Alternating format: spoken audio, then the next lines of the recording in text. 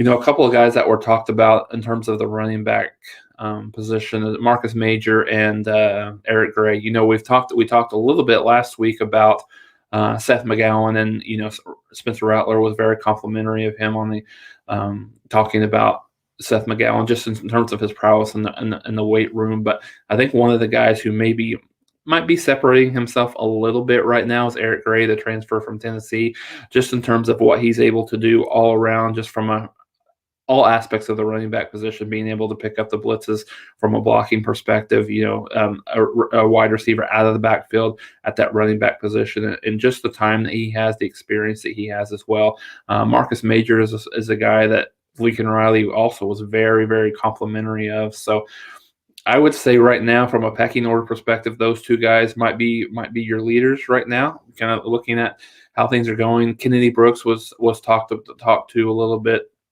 as well.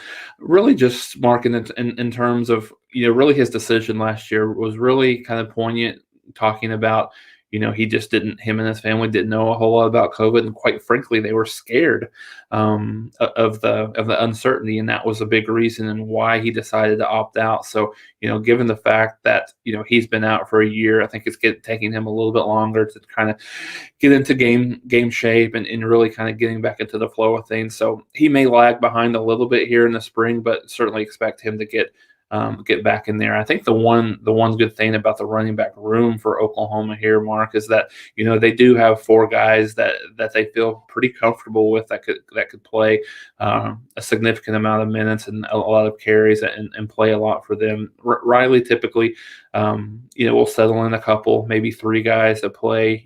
When it comes to conference season, you'll probably have two guys that play majority of the time, and then you'll have another guy that will spell them. So that's looking promising, I think, from the Oklahoma side.